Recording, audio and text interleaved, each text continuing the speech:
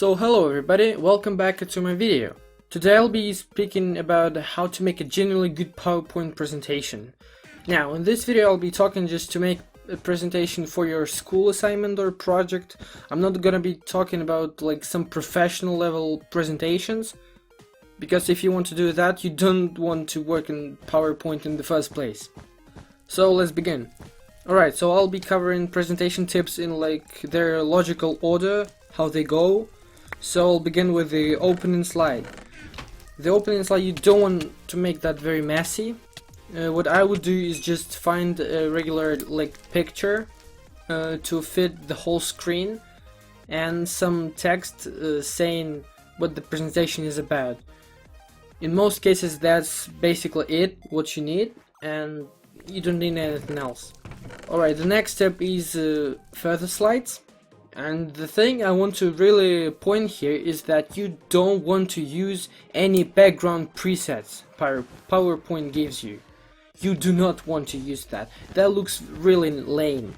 What I suggest you to do is to find some background pictures online, some, I don't know, ornaments, like if you make a presentation about Native Americans, for example, you can find some, I don't know, some ornaments that can fit the topic, but do not use background images that PowerPoint offers you. Please don't do that. Next thing is about text and positioning it in your slide. What you want to do is to fit the maximum of 2 to 3 sentences in one slide. You don't want to do more, because I've seen a lot of presentations, in most cases boys do that, where they have the whole text block, very small font, and this is the whole slide of the project. You don't want to do that. And also on the contrary, you don't want to have a lot of images in your slide. Don't get me wrong, images are good, but you don't want to put images all over the slide so that there is no space left for your text. What I usually do is half slide is for your text and half slide is for your pictures. That's like good balance, I think, and pretty entertaining. You have images to look at and to text to read about those like images. The next step I'd like to cover here is not very common to see. It's don't make any side notes. Now, I know there are a lot of people who do a PowerPoint presentation, and when they go to the board and present it, they have like 2 or 3 A4 papers with whole printed scenarios, like they write a whole film or something. Don't do that. If you want to have your information, you better have it on your slides. That's what the previous step is for. You want to have 2 to 3 sentences on your slide, and if you want to add something extra, you can do this from your head. Something which is not really important, but very interesting to know. Also, the reason why I'm not suggesting writing notes on your paper is the fact that most teachers don't usually delete their presentations from their computers, and I don't know about your teachers, but my history teacher likes to save all the presentations on her PC. And if you had a freaking ton of notes written down or printed out, they're gonna get lost, let's be honest. And the presentation without them will lose like half of it. Half the information you'd like to share and other stuff. So just make the whole information needed inside the presentation, so that if the teacher suggests your presentation to other students, if it's really interesting and informative, they wouldn't need to get any extra equipment. About transitions, don't do that.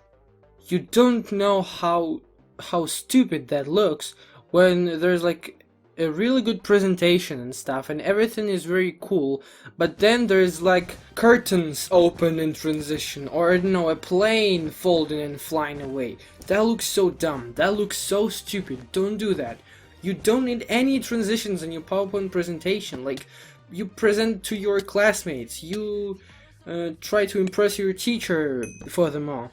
You don't want anything super twisty and flashy, and it just doesn't look right. Just bear with me. Don't do any transitions. A simple A simple transition that is default is good enough. The next thing I would like to get covered here is GIFs, or GIFs, I don't know how to pronounce them, I say GIFs. Also, don't use them. I mean, there are some tricky situations where you can get creative and find a very good GIF to use. But most people don't know how to use them, neither do I. There have been many situations where I saw girls, mostly girls, use these very flashy, like epileptic GIFs that really distract, and if you're trying to speak about, I don't know, some wars or some crisis or something historical, why would you need a flashy GIF? There's just no sense of using it, right? So you basically don't do that too. And about the final slide. The final slide should be very convenient to read, it shouldn't be too messy. Usually it has something similar with the first slide, you just have like a whole image on the screen and some text over it. For example, if I do a presentation about like communism, I'd search for some, I don't know, Lenin pictures, some paintings that will cover just the whole slide, and put some text above saying thanks for your attention or something along those lines. Some people prefer to put memes in their last slide, but again, if the person who gives you a grade is a teacher, and teachers don't usually understand those memes, so there's no way you're gonna impress the teacher by showing some memes in your PowerPoint presentation. Just do what I said like 20 seconds ago about this painting or something, a picture, and you'll be good to go. Basically, that's all I had to say about PowerPoint presentation. I hope you found this video very interesting. If you did, press the like button, I don't know, maybe even subscribe. But basically, that's it. Thank you.